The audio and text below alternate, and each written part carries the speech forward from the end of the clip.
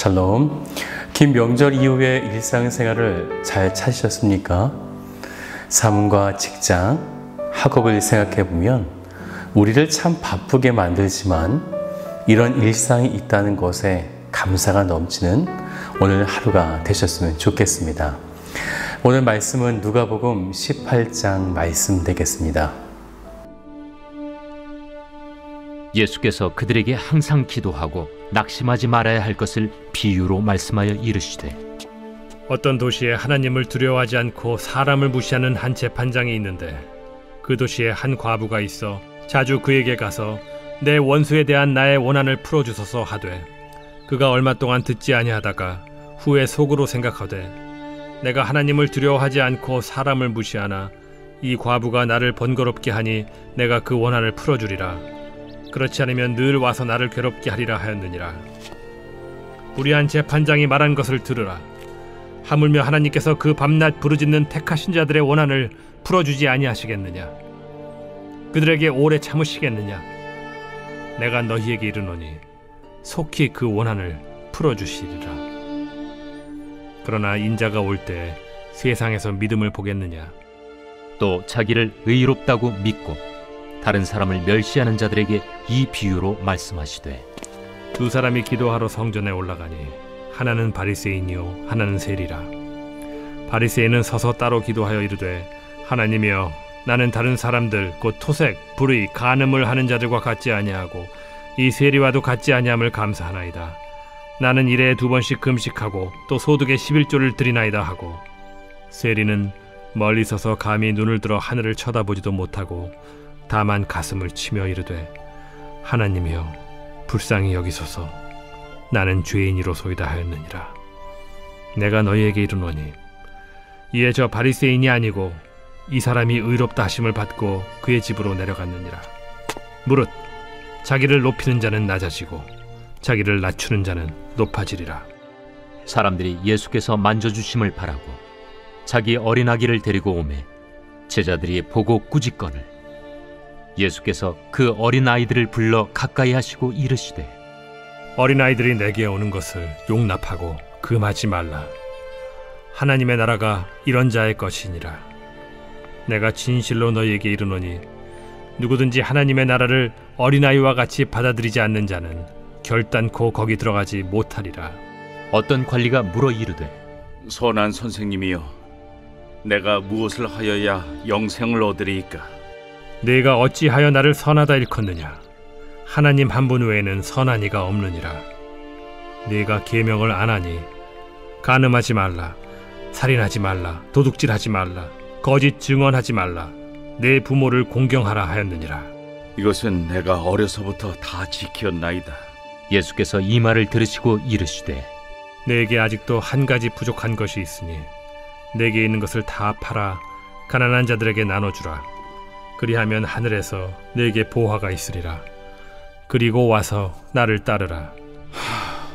그 사람이 큰 부자이므로 이 말씀을 듣고 심히 근심하더라. 예수께서 그를 보시고 이르시되, 재물이 있는 자는 하나님의 나라에 들어가기가 얼마나 어려운지 낙타가 바늘기로 들어가는 것이 부자가 하나님의 나라에 들어가는 것보다 쉬우니라 하시니 듣는 자들이 이르되, 그런즉 누가 구원을 얻을 수 있나이까? 무릇 사람이 할 수 없는 것을 하나님은 하실 수 있느니라. 베드로가 여짜오되, 보옵소서, 우리가 우리의 것을 다 버리고 주를 따랐나이다. 내가 진실로 너희에게 이르노니 하나님의 나라를 위하여 집이나 아내나 형제나 부모나 자녀를 버린 자는 현세에 여러 배를 받고 내세의 영생을 받지 못할 자가 없느니라. 예수께서 12 제자를 데리시고 이르시되, 보라, 우리가 예루살렘으로 올라가노니 선지자들을 통하여 기록된 모든 것이 인자에게 응하리라. 인자가 이방인들에게 넘겨져 희롱을 당하고 능욕을 당하고 침뱉음을 당하겠으며 그들은 채찍질하고 그를 죽일 것이나 그는 3일 만에 살아나리라. 제자들이 이것을 하나도 깨닫지 못하였으니 그 말씀이 감추었으므로 그들이 그 이르신 바를 알지 못하였더라. 여리고에 가까이 가셨을 때 한 맹인이 길가에 앉아 구걸하다가 무리가 지나감을 듣고 이 무슨 일이냐고 물은데 그들이 나사렛 예수께서 지나가신다 하니 맹인이 외쳐 이르되 다윗의 자손 예수여, 나를 불쌍히 여기소서. 앞서가는 자들이 그를 꾸짖어 잠잠하라 하되 그가 더욱 크게 소리질러 다윗의 자손이여, 나를 불쌍히 여기소서. 예수께서 머물러 서서 명하여 데려오라 하셨더니 그가 가까이 오매 물어 이르시되 내게 무엇을 하여 주기를 원하느냐? 주여, 보기를 원하나이다. 보라, 네 믿음이 너를 구원하였느니라. 곧 보게 되어 하나님께 영광을 돌리며 예수를 따르니 백성이 다 이를 보고 하나님을 찬양하니라. 누가복음 18장은 어제 보았던 17장과 이어서 보아야 맥락을 이해할 수 있는데요. 누가복음 17장 30절 말씀을 보면 인자가 나타나는 날이라고 말씀하시면서 누가 구원을 받을런지 그리고 누가 버림을 받을런지에 대해 말씀하시면서 오늘 18장은 그때까지 소망을 잃지 말고 기도하라 이렇게 말씀하시게 됩니다. 여기서 예수님은 1절에 보니까요, 낙심하지 말아야 할 것은 이라고 말씀하셨는데 기도를 하면서 왜 우리는 낙심을 하게 될까요? 기도의 응답의 시점이 하나님의 그 시점과 다를 수가 있기 때문이죠. 기도를 통해 이루시려고 하시는 하나님의 때, 그리고 하나님의 뜻이 나의 생각과 다를 수가 있습니다. 이때 우리는 낙심하며 기도하기를 멈추는 것이 아니라 이때 예수님께서는 한 가부와 불의한 재판장의 비유를 말씀하시면서 제자들을 권면하시게 됩니다. 한 가부가 자신의 원수에 대한 원한을 풀어달라고 들어줄 때까지 찾아간다면 불의한 재판관은 귀찮아서라도 이 원한을 풀어준다는 것이죠. 그런데 7절의 말씀을 같이 볼까요? 하물며 하나님께서 그 밤낮 부르짖는 택하신 자들의 원한을 풀어주지 아니하시겠느냐? 그들에게 오래 참으시겠느냐? 하나님은 택하신 자들의 기도를 들으신다는 것입니다. 여기에서 우리가 주의 깊게 봐야 할 단어가 있어요. 밤낮 부르짖고 택하신 자, 인자의 날, 곧 마지막 때가 올 때까지 밤낮 부르짖고 하나님을 찾으라는 것입니다. 그러면 우리들은 주께서 택하신 자이기 때문에 하나님은 반드시 들으시고 우리들의 원한 기도의 제목을 들어주신다라는 것입니다. 그러면 택하신 자들은 어떻게 기도해야 하는가?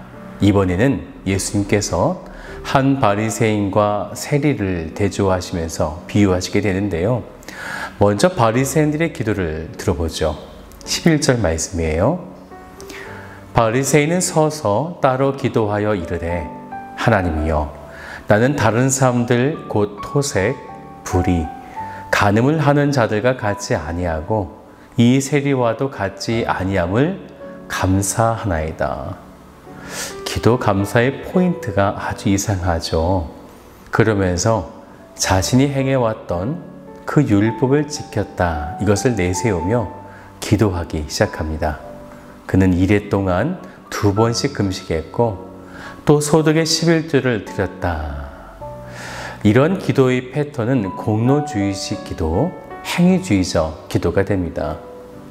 그런데 반대로 사람들에게 죄인 취급받았던 세리의 기도를 보세요.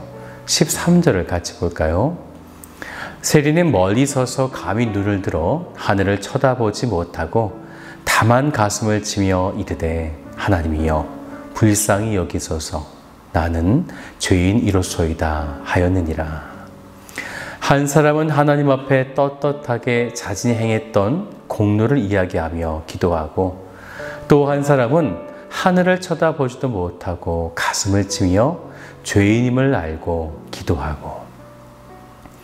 예수님은 인자가 다시 나타나는 마지막 날에 택하신 자들은 어떻게 하나님 앞에 나와야 하는지를 지금 말씀하고 계신 거죠. 이때 예수님 앞에 어린 아기를 아는 부모들이 예수님의 만져주심을 기대하며 나오게 됩니다. 그때 예수님은 마지막 날 곧 하나님 나라에 들어갈 자는 이런 어린아이 같은 자. 어린아이는 전적으로 부모를 의존합니다. 그리고 어린아이는 아주 단순하게 부모를 향한 무조건 신뢰를 하죠. 또 어린아이는 겸손과 순종, 깨끗한 믿음이 있는 자들입니다. 그래서 예수님께서는 17절 말씀을 좀 같이 볼까요? 내가 진실로 너희에게 이르노니 누구든지 하나님의 나라를 어린아이와 같이 받아들이지 않는 자는 결단코 거기 들어가지 못하리라 하시니라. 인자의 날에 택하신 자들은 어떤 자세로 기도하고 어떤 마음으로 나아가야 하는지를 말씀하고 계신 것입니다. 그런데 이때에 부자 청년이 찾아오게 된 거죠. 그 또한 하나님의 나라, 영생에 대한 관심을 가지며 자신의 율법을 다 지켰다. 이렇게 공로주의, 행위주의적 신앙을 강조하며 예수님 앞에 서게 됩니다. 그때 예수님은 말씀하시죠. 예수님은 완벽하게 행위를 지켰다고 말하는 그에게 구약에서 하나님이 율법으로 수없이 말씀하셨던 내 이웃을 내 자신과 같이 사랑하라 라는 말씀을 통해 이웃에게 자신의 모든 재산을 다 나눠주고 나를 따르라 이렇게 말씀하시게 됩니다. 그런데 율법 행위를 다 지켰다고 말한 이 청년은 이 말씀을 듣고 심히 근심하여 돌아가게 되죠. 이때 예수님은 하나님 나라에 들어가는 사람들의 모습을 또다시 말씀하시게 됩니다. 재물을 가진 부자가 하나님 나라에 들어가는 것이 낙타가 바늘구멍에 들어가는 것보다 어렵다라고 말씀하신 것입니다. 이렇게 하나님의 나라에 들어갈 택함 받은 자들은 예수님이 다시 오시는 인자의 날까지 예수님께서 말씀하여 주신 대로 낙심하지 말고 하나님이 반드시 기도를 들으신다라는 이 사실을 기억하여 밤낮으로 기도하는 것입니다. 그러면서 세리처럼 늘 죄인임을 고백하고 부자 청년의 모습이 아닌 어린아이와 같은 순수한 마음으로 인자의 날까지 기다리는 것입니다. 이 인자의 날의 영광이 이 땅에 임하기 위해 즉 예수님이 부활하셔서 다시 재림의 주로 오실 때를 위해 그러면 예수님은 이제 무엇을 하셔야만 했는가? 그것을 이제 제자들에게 말씀하시게 되는데 31절을 같이 볼까요? 예수께서 12 제자를 데리시고 이르시되 보라 우리가 예루살렘으로 올라가노니 선지자들을 통하여 기록된 모든 것이 인자에게 응하리라. 그것은 곧 이방인들에게 넘겨짐을 당하고 채찍을 맞고 십자가에서 죽으신다는 것입니다. 하지만 그것이 끝이 아니라 3일 만에 부활하셔서 기록된 하나님의 말씀이 성취된다는 것이죠. 사랑하는 여러분, 우리는 지금 이 시기를 걸어가고 있는 것입니다. 예수님께서 부활하셔서 이제 말씀하신 인자의 날, 재림의 그때까지 우리들은 낙심하지 말고 원수의 공격에서 반드시 승리하게 하실 것을 기대하며 밤낮으로 기도하는 것입니다. 그리고 그 기도는 겸손함과 낮아짐으로 그날까지 온전한 믿음 생활을 행해 나가는 것입니다. 오늘도 하나님의 나라를 소유한 그분의 백성답게 기도와 겸손으로 나아가시는 복된 성도들 되시기를 주님의 이름으로 축복합니다.